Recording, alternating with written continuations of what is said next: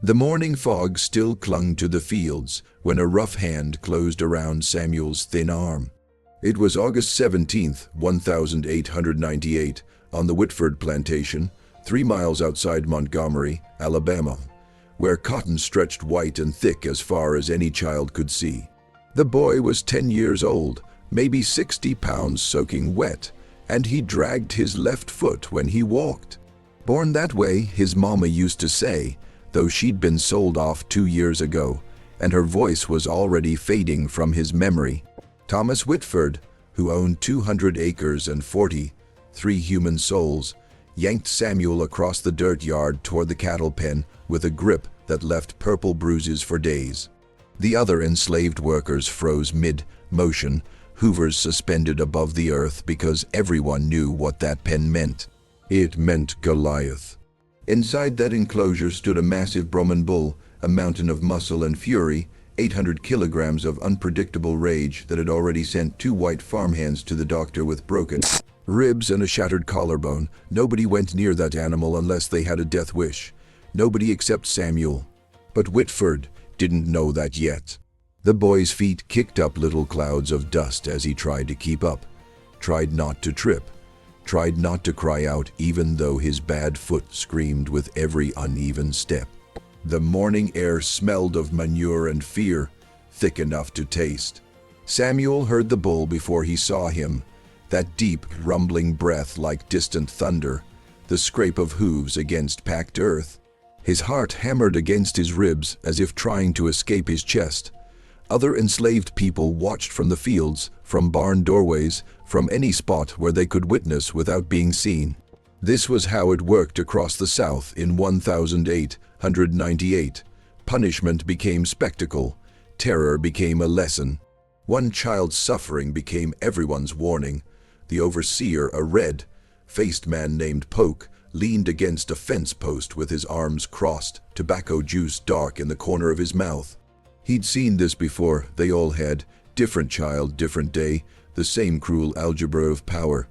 Before we continue, don't forget to subscribe to the channel and tell us in the comments which city you're watching from. Stories like this must never be forgotten. Let's continue. Montgomery, Alabama, in the summer of 1898, existed in a particular kind of hell. Reconstruction had died 20 years earlier, and Jim Crow laws had settled over the South like a suffocating blanket. Black codes restricted every aspect of life for African Americans, whether enslaved in practice or technically free in name. The Whitford plantation operated in that gray space where the law said one thing, but reality practiced another. Thomas Whitford was 46 years old, a second-generation landowner who had inherited both property and philosophy from his father. He believed in discipline above all else, in breaking spirits before they could bend toward resistance. His wife had left him 3 years prior, taking their only daughter back to her family in Georgia, unable to stomach what she'd seen in the cattle pen one too many times. Now, Whitford lived alone in the big house with his bourbon and his certainties, convinced that fear was the only language worth speaking. Samuel had arrived at the plantation when he was 7, part of a group of 12 purchased at auction in Mobile. His deformed foot made him nearly worthless in the cotton fields, where speed mattered and falling behind meant the whip. So he'd been assigned odd jobs, feeding chickens, collecting eggs, mucking stalls, tasks that kept him near the animals and away from the other workers. The isolation wasn't accidental. In the brutal mathematics of plantation labor, weakness was contagious. The other enslaved people, already pushed to the edge of human endurance, couldn't afford to be associated with someone who might slow down their row, might draw the overseer's attention, might get them all punished when quotas weren't met. So Samuel ate alone, slept alone in the corner of the barn, and spoke mainly to creatures that couldn't speak back. That's how he'd met Goliath. The bull had been brought to the farm 6 months earlier, purchased from a breeder in Texas who specialized in Brahman cattle. These animals, originally from India and adapted to brutal heat, had only been introduced to the American South in the previous decades. They were prized for their resistance to disease and their ability to survive on poor grazing land. But they were also known for their temperament, proud, stubborn, and fiercely defensive of their space. Goliath embodied all of these traits magnified. He stood nearly 6 feet at the shoulder, his hump pronounced, his horns swept back like scimitars. His hide was a dusty gray that seemed to shimmer silver in certain light. The first week he arrived, he'd charged the fence so hard he'd split a railroad tie. Whitford had laughed at that, seeing it as proof of the animal's strength. But when Goliath put John Hadley in the hospital, the laughter stopped. Samuel had started feeding the bull almost by accident. He'd been tasked with clearing out spoiled corn from the storage shed, and rather than carry it all the way to the compost, he dumped it near the cattle pen. Goliath had watched him with those dark, measuring eyes, then slowly approached the fence. The boy had frozen, expecting a charge, expecting those horns to splinter the wood. Instead, the bull had simply begun eating, his massive jaw working methodically. The next day, Samuel brought fresh corn and some green leaves he'd pulled from the edge of the cotton field. He set them down and backed away slowly, never making direct eye contact, never moving too fast. His mama, before she'd been sold, had told him that animals could smell fear the same as they could smell food. So he tried to smell like neither. He tried to smell like nothing. Over the weeks, something shifted. Samuel began talking to the bull in the same quiet, steady voice he used when he was alone in the barn at night, telling himself stories to keep the dark at bay. He told Goliath about his mama, about the songs she used to sing, about the one time she'd stolen a piece of hoe cake and split it with him behind the smokehouse. He told the bull about his foot, how it ached when the weather changed, how the other children used to mock his walk before they stopped talking to him altogether. Goliath would stand there chewing, breathing, occasionally flicking an ear toward the sound, and slowly, so slowly that Samuel couldn't pinpoint when it happened, the bull began to let him closer, first to the fence, then to the gate. Then one morning, when the sun was just breaking and no one else was awake, Samuel climbed over the fence and stood inside the pen, his heart in his throat. Goliath walked over and let the boy rest his hand on that thick, warm neck. It became a routine, those stolen early mornings. Samuel would slip out before dawn, when Poke was still sleeping off his whiskey and Whitford was still lost in whatever dreams tormented men like him. He'd bring whatever food he could scrounge, corn husks, apple cores, wilted lettuce, and spend half an hour just standing there with his hand on the bull's shoulder, feeling that immense, steady breathing. It was the only peace he knew, the only relationship in his life not built on fear or hierarchy or the constant calculation of survival. Goliath never judged his limp, never measured his worth in pounds of cotton picked, never looked at him like he was a problem to be managed. The bull just existed, solid and real, and for those 30 minutes each morning, Samuel got to exist too. Not as a slave or a cripple or a burden, but as a boy who had a friend. He'd named the bull himself, though he never spoke the name out loud except in whispers. Goliath, like the giant from the Bible stories, the old woman on the next plantation over used to tell. But in Samuel's version, Goliath wasn't the villain. Goliath was the one who stood up when everyone else cowered. Goliath was strength that couldn't be taken away, but secrets on a plantation were like water in a cracked cup. They never stayed contained for long. Someone saw him near the pen. Someone mentioned it to someone else.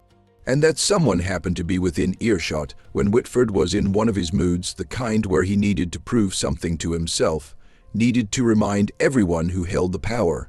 That's how Samuel ended up in that iron grip on that August morning, being dragged toward the one place on the whole plantation that everyone else avoided. Whitford hauled the boy to the pen and shoved him forward so hard that Samuel fell, his palms scraping against the rough wood of the gate. The man's voice came from above and behind, thick with bourbon from the night before and something meaner than anger. "You've been sneaking around my bull, boy. That true?" Samuel's throat closed up. He couldn't speak. couldn't even shake his head. Terror had turned his tongue to stone. "Answer me when I'm talking to you." Whitford's boot connected with Samuel's ribs, not hard enough to break anything, but hard enough to knock the wind out of him. The boy gasped, tears springing to his eyes, and managed to nod. "Thought so." Whitford reached down and grabbed him by the back of his threadbare shirt, hauling him upright. "See, I got a theory about boys who don't listen, boys who think they're special, boys who need to learn their place." He dragged Samuel to the gate and started working the latch. "You like that bull so much. Let's see how he likes you when you ain't bringing food. Let's see if he's as friendly when you smell like fear instead of corn." The other workers had stopped pretending not to watch. A woman named Essie, who sometimes gave Samuel an extra biscuit when no one was looking, had her hand over her mouth. Big Marcus, the strongest man on the plantation, stood with his shoulders hunched like he was bracing for a blow. They all knew what was about to happen. They'd all seen the aftermath of Goliath's rage, and they all knew there wasn't a damn thing they could do about it. Whitford swung the gate open. The hinges screamed like something dying. Goliath stood in the center of the pen, his head raised, his nostrils flaring. He'd been eating from a pile of hay, but now his attention had shifted completely to the gate. To the man, to the boy. The bull's tail switched once, twice. His front hoof pawed at the dirt, leaving a deep gouge. "Go on," Whitford said, shoving Samuel forward again. "Go meet your friend." Samuel stumbled into the pen. Behind him, the gate slammed shut with a sound like a coffin closing. The world shrank to this circle of dirt, this 800-kilogram animal, this moment where life hung thinner than spider silk. The boy's bad foot gave out and he fell hard, landing on his side, the air driven from his lungs for the second time in as many minutes. He tried to push himself up, but his arms wouldn't cooperate, wouldn't obey the frantic commands his brain was screaming. All he could do was look up, and what he saw was Goliath moving. The bull's hooves struck the ground like drums, 3 massive steps that closed the distance between them faster than Samuel's terror, frozen mind could process. He's going to kill me.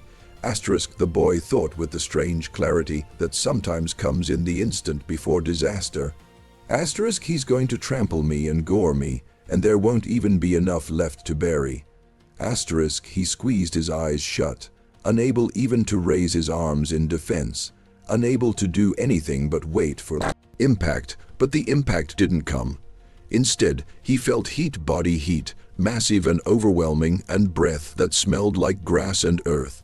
Samuel opened his eyes and realized that Goliath was standing over him, the bull's huge head lowered, positioned between the boy and the gate, between the boy and Whitford.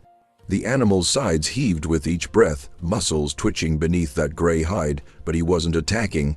He was shielding. Outside the pen, the world had gone silent. Even the cicadas seemed to have stopped their endless singing. Whitford stood with his hands still on the gate, his face cycling through confusion, disbelief, and something that might have been fear. Poke had straightened up from his fence post, his mouth hanging open.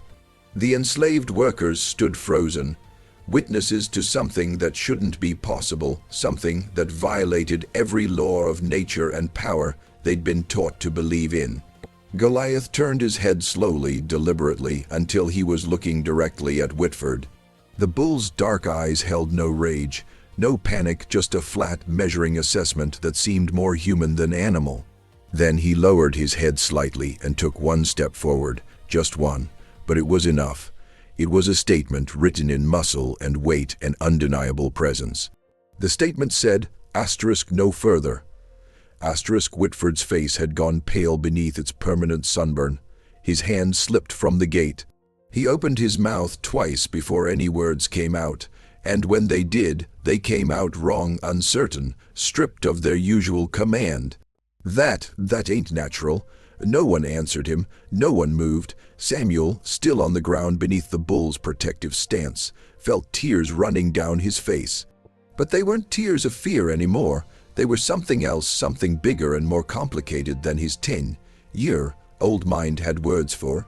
Relief, maybe, or recognition, or the soul.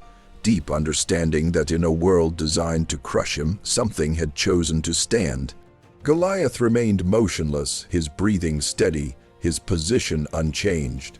Samuel could feel the vibration of that breathing through the ground, could smell the particular scent of the bull's hide, could see every detail of those powerful legs planted like oak trees on either side of him, and he understood in that moment that this wasn't magic. This wasn't divine intervention or supernatural blessing. This was simply what happened when you treated another living thing with consistent kindness, when you spoke gently instead of harshly, when you offered food and presence and respect instead of violence and fear. This was what happened when love, however small and strange and unlikely, was given room to grow. Minutes passed, or maybe hours. Time had lost all meaning in that suspended moment. Finally, Whitford stepped back from the gate. Then another step. Then he turned and walked away, his boots kicking up dust, his shoulders held too straight, like a man trying to convince himself he'd meant to retreat all along. Polk hesitated, looked at Samuel, looked at the bull, then followed his boss back toward the big house. The crowd of witnesses dispersed slowly, reluctantly, each of them carrying away the story of what they'd seen, knowing it would spread, knowing it would grow with each retelling. Only Essie remained, standing by the fence with her hand still pressed to her mouth, tears streaming down her weathered face. She caught Samuel's eye and nodded once, a gesture that contained multitudes. Then she too turned and walked away, leaving the boy alone with his unlikely protector. Samuel lay there a while longer, not quite ready to move, not quite ready to break whatever spell had settled over the pen. Eventually, slowly, he pushed himself up to sitting. His ribs ached where Whitford had kicked him. His palms were scraped raw. His bad foot throbbed with a deep, familiar pain, but he was alive, he was whole, and standing above him, still alert, still watchful, was Goliath. The boy reached up tentatively and placed his hand on the bull's leg. The hide was warm and rough beneath his palm, real as anything he'd ever touched. Goliath's ear flicked toward him, acknowledging the contact. Then, with a low sound that might have been satisfaction, the bull shifted his weight and lowered himself carefully to the ground beside Samuel, folding those massive legs beneath him like he was settling in for a long stay. Samuel leaned against that warm, solid flank and let himself breathe, really breathe, for what felt like the first time in years. Above them, the sun finally burned through the morning fog, turning the Alabama sky from gray to gold. In the distance, someone called out instructions for the day's work. Life on the plantation continued its brutal rhythm, unchanged by what had happened in this small circle of dirt. But for Samuel, everything had changed. The walls of his loneliness had cracked wide open, and through that crack had come the most improbable gift, the knowledge that he wasn't alone, that he mattered to someone, even if that someone had 4 legs and horns and weighed as much as 10 men. He stayed there until the sun climbed higher and the heat became oppressive. When he finally stood using Goliath's shoulder to steady himself, the bull rose too, shaking his head once as if to clear it. Samuel limped to the gate and let himself out, closing it carefully behind him. As he walked back toward the barn, he could feel eyes on him from every direction, some curious, some frightened, some calculating what this new development might mean for the careful balance of power on the plantation. He kept his head down and his pace steady, the way he'd learned to survive. But inside, something had fundamentally shifted. The days that followed moved with a strange new rhythm, like the plantation had tilted slightly on its axis, and everyone was still learning how to walk on the changed ground. Whitford didn't come near the cattle pen. He didn't call for Samuel, didn't acknowledge his existence at all, which was its own kind of miracle.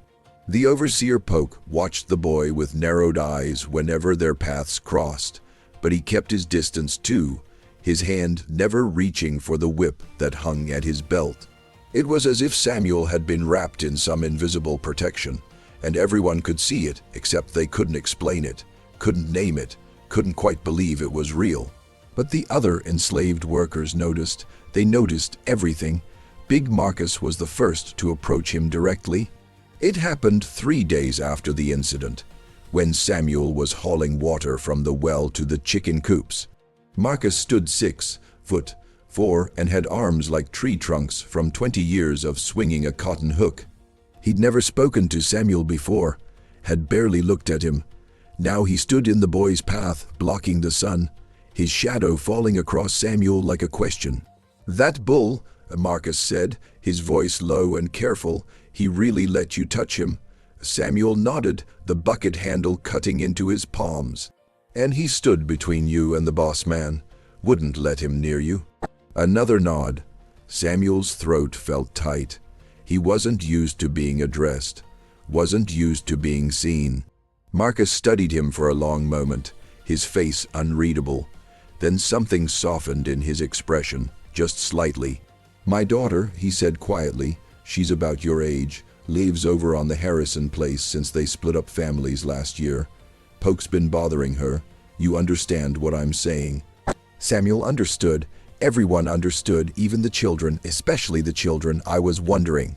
Marcus continued, each word chosen carefully, weighed and measured. "If maybe you could talk to that bull. See if he'd let her come visit. Just visit, mind you. Stand near the pen where folks could see, where Poke could see." He paused.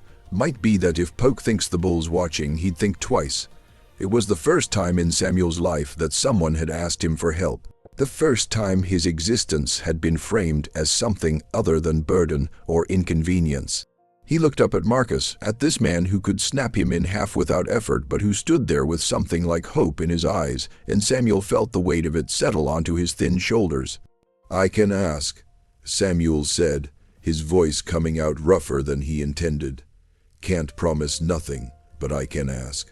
Marcus's face didn't change, but his hand came down briefly on Samuel's shoulder, squeezed once, then released. "That's all anybody can do," he said.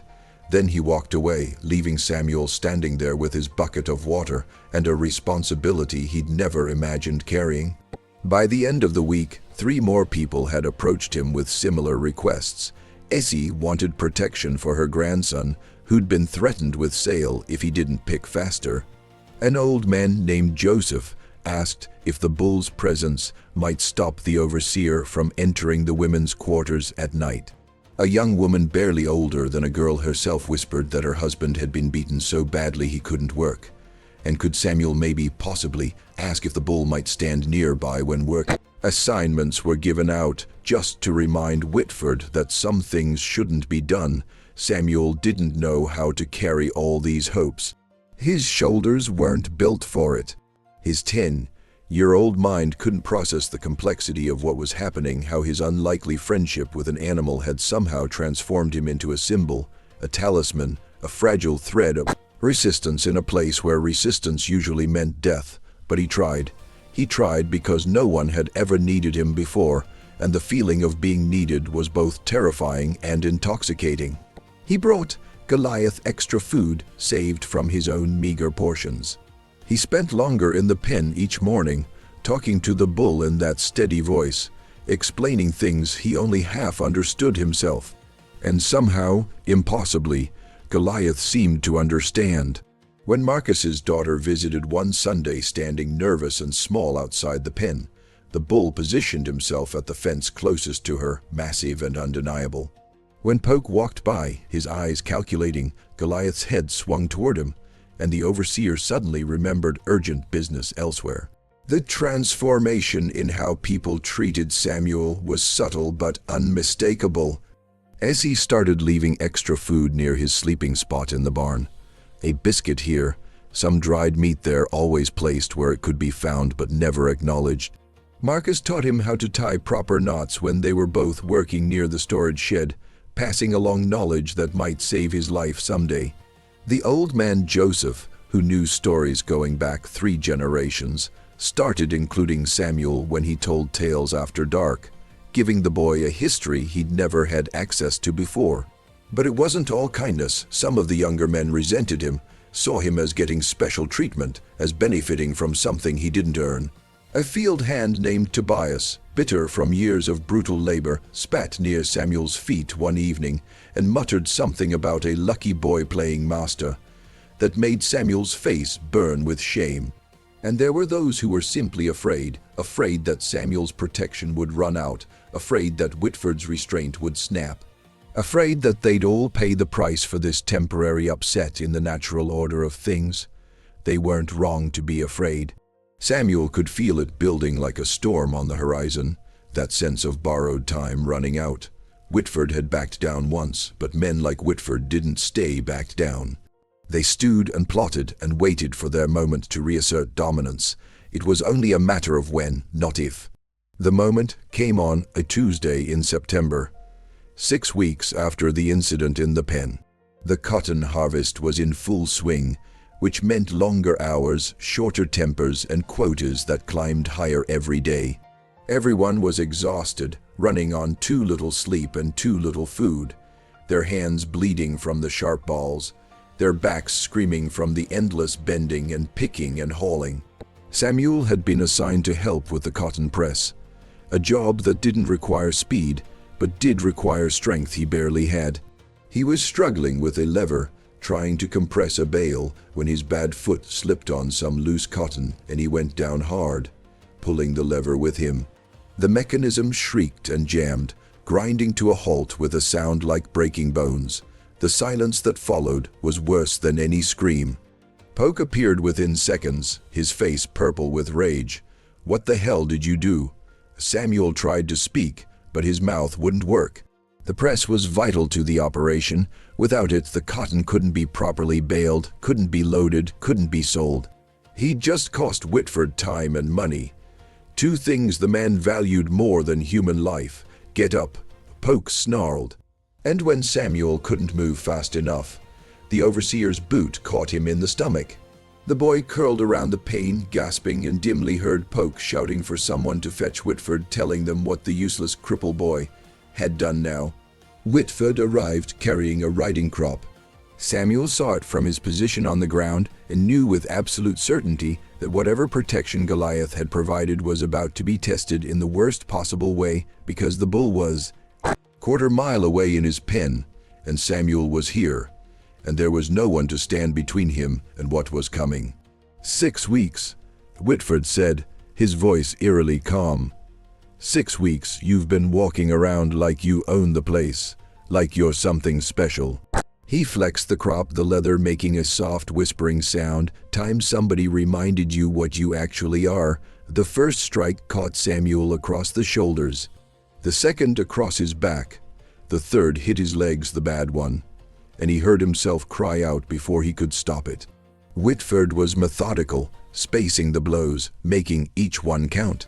Not enough to permanently damage. Damaged goods were less valuable, but enough to hurt, enough to humiliate, enough to re-establish the hierarchy that had been temporarily disrupted. The other workers watched because they had to, because looking away would be noted, would be punished. Essie had tears streaming down her face.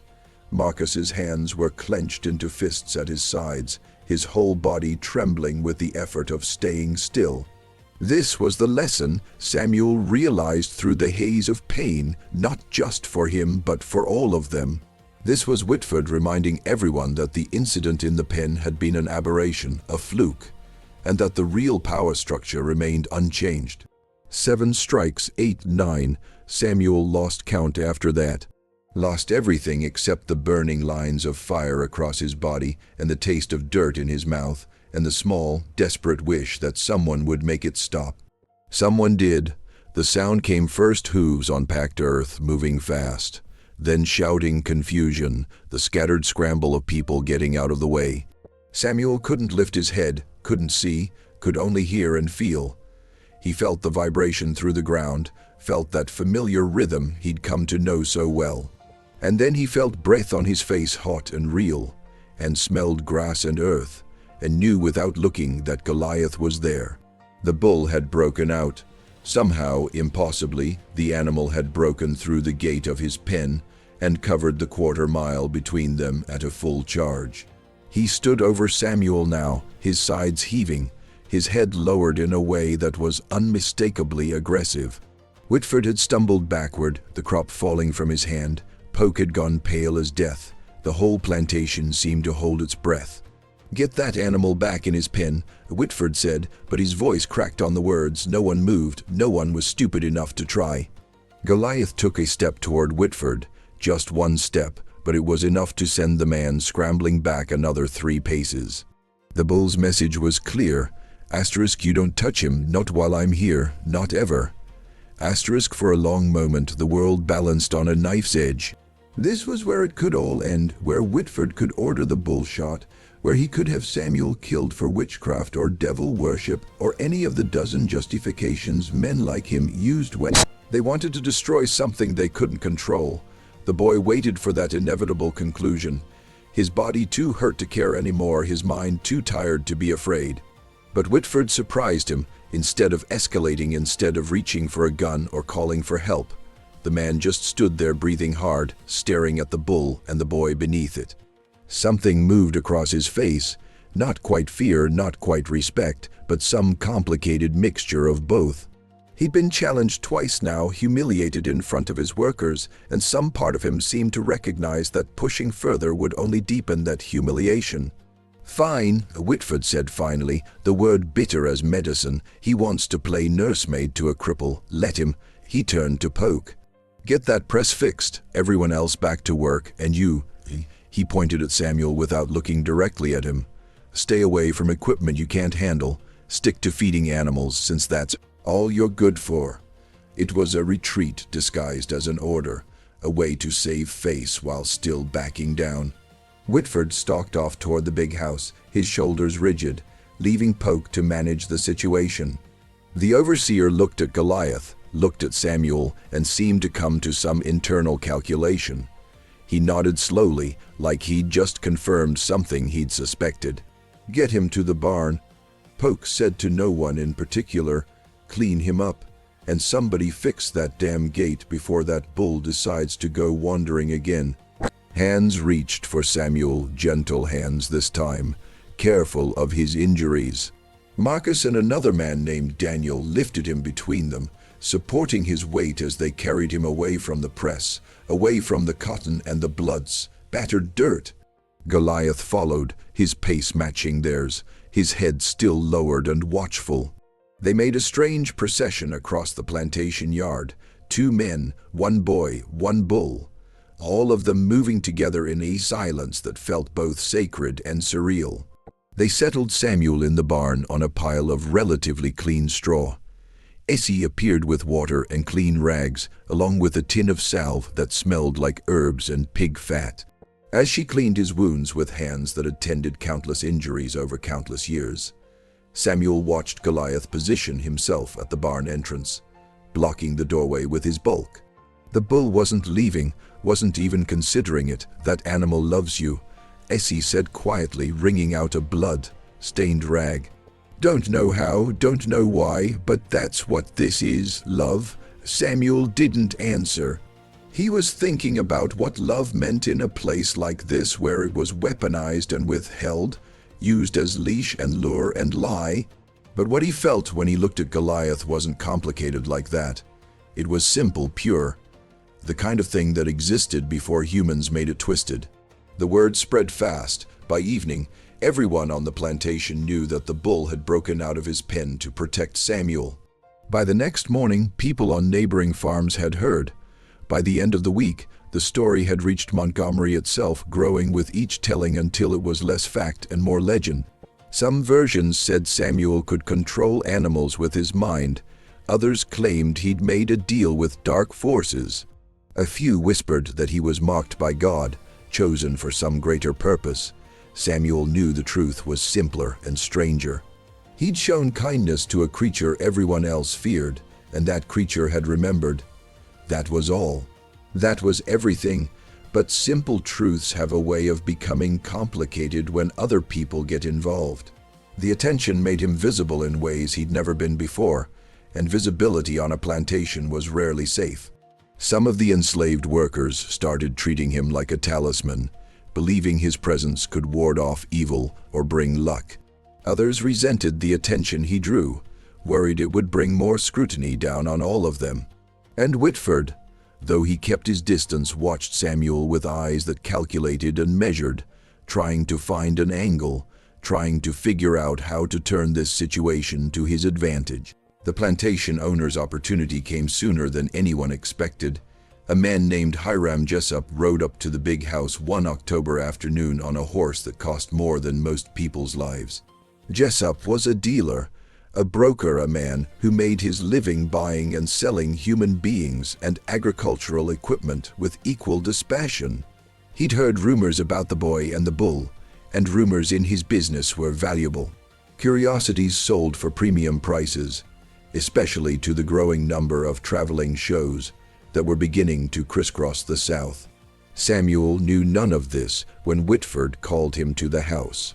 He only knew that being summoned was never good, that the big house meant trouble, that every step toward its wide porch felt like walking toward his own grave.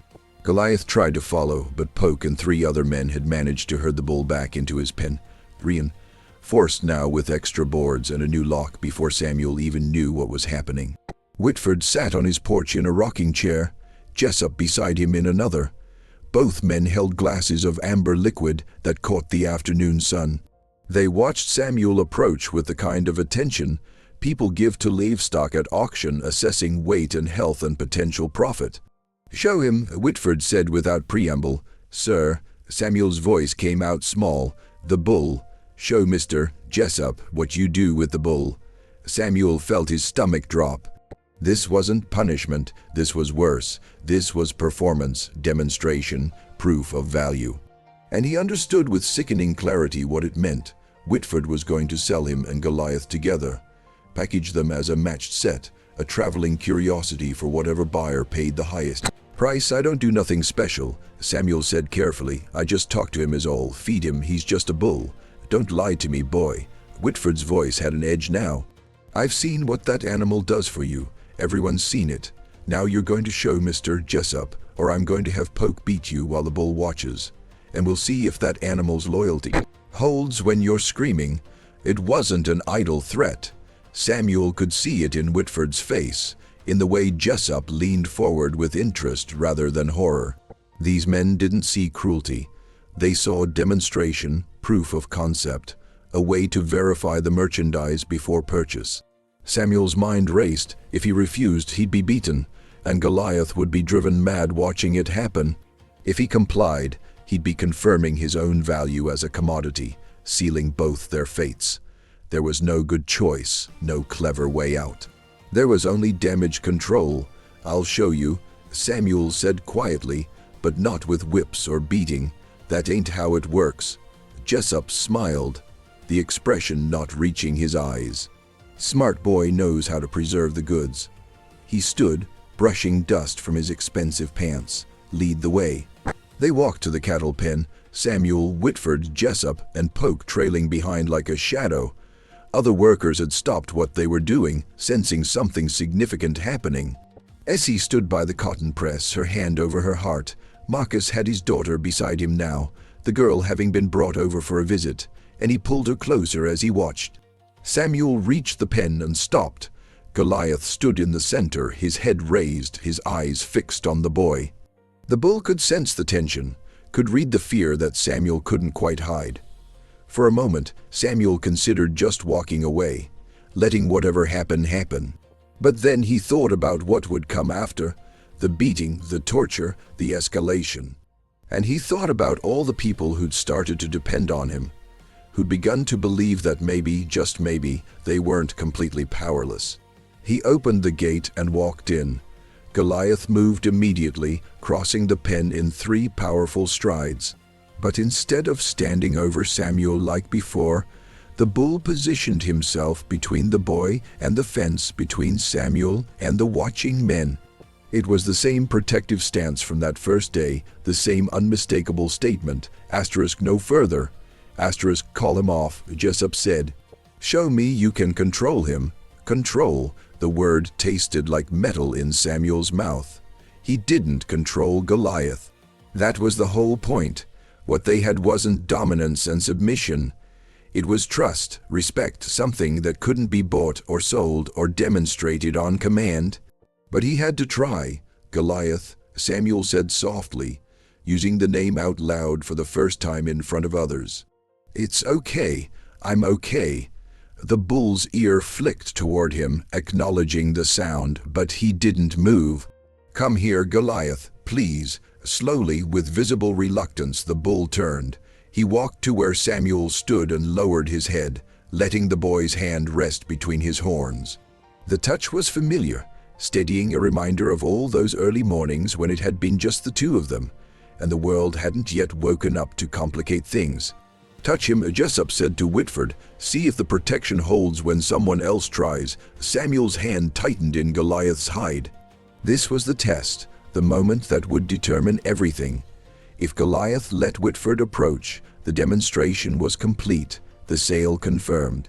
If he didn't, Whitford climbed the fence and dropped into the pen.